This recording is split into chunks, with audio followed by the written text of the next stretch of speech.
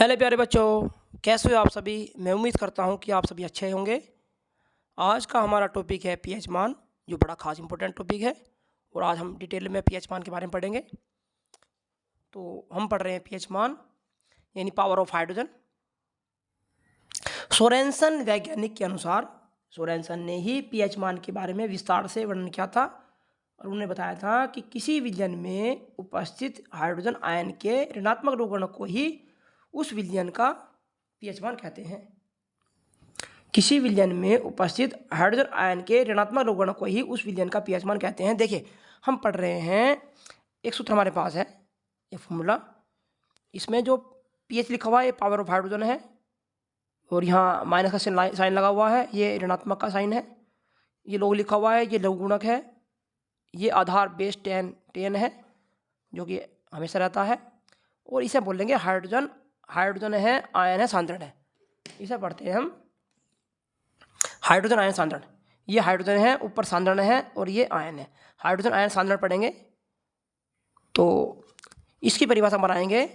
इसकी हम दो परिभाषा बनाएंगे इसके आधार पर, जैसे कि किसी विलयन का पीएच मान उस विलयन में उपस्थित हाइड्रोजन आयन सांद्रण के ऋणात्मक लघुगुणक के बराबर होता है।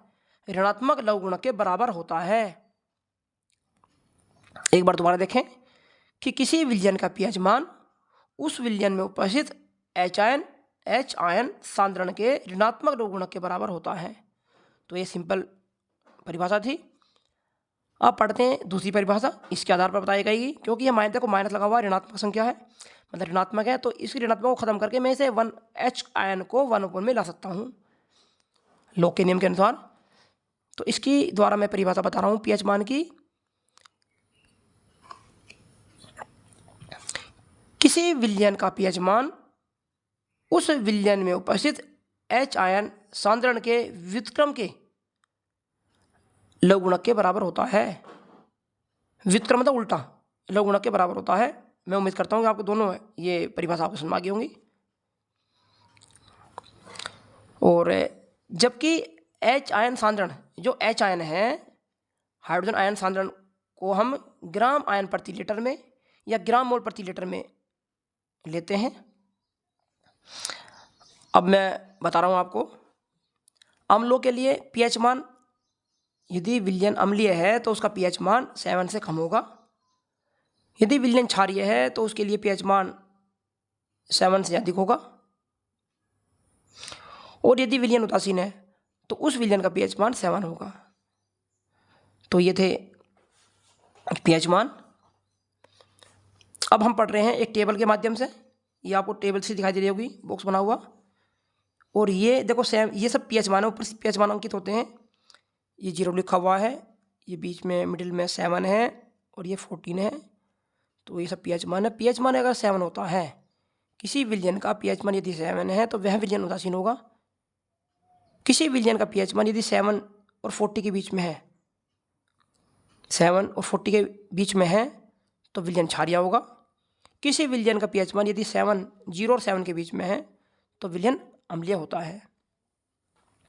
देखिए, आपको दिखाई दे रहा होगा, ये मिडिल है, इसमें एच आयन की सांद्रता में वृद्धि होती है। अर्थात जब विलयन अम्लीय प्रकृति का होता है तो उसमें एच आयन की सांद्रता में वृद्धि होती है। और जब विलयन क्षारीय प्रकृति का होता है, अर्थात वह 7 से 14 के बीच में होता है पीएच मान, तो एच आयन की सांद्रता में कमी होती है। चाहे तो भी ऐसा कहते हैं कि एच आयन की सांद्रता में कमी आती है जब पीएच मान 7 और 14 के बीच होता है, तो एच आयन की सांद्रता में कमी आती है। या हम दूसरे शब्दों में ऐसा कह सकते हैं कि OH आयन सांद्रण यानी हाइड्रोक्साइड आयन की सांद्रता में वृद्धि होती है, अर्थात विलयन क्षारीय होता है। एक नोट लिखा हुआ है कि यदि पीएच का मान 7 से 14 तक बढ़ता है, 7 से 14 तक बढ़ता है तो विलयन में OH की सांद्रता में वृद्धि को दर्शाता है। देखो, मैंने पहले बताया कि 7 से 14 हो रहा है तो एच आयन की सांद्रता कमी हो रही है, या हम OH की सांद्रता में वृद्धि हो रही है, ऐसे भी कह सकते हैं। अर्थात यहाँ क्षार की शक्ति बढ़ रही है। पीएच मान 7 से 14 होने पर क्षार की शक्ति बढ़ती है और पीएच मान 0 से 7 होने पर अम्ल की प्रकृति बढ़ती है, यानी अम्ल की शक्ति बढ़ती है। आप देखिए जरा, ये बॉक्स दिख रहा होगा आपको। इस बॉक्स में मैंने कुछ महत्वपूर्ण पीएच मान लिए हैं, जैसे कि नींबू के रस का पीएच मान। कभी कभी एग्जाम में पूछ लेता है कि नींबू का रस का पीएच मान 2.5 होता है, गाजर के रस का पीएच मान 4 होता है, टमाटर के रस का पीएच मान 4.1 होता है, और मानव रक्त का पीएच मान 7.35 से 7.45 तक होता है। इसी प्रकार एक बॉक्स हो रहा है ऊपर, उसे देख लें। यहाँ लवण का जिक्र है, लवण और उनके पीएच मान रखें।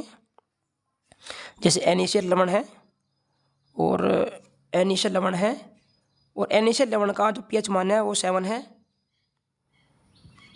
NaCl का लवण का पीएच मान 7 है, और NaNO3 का पीएच मान 6.5 है।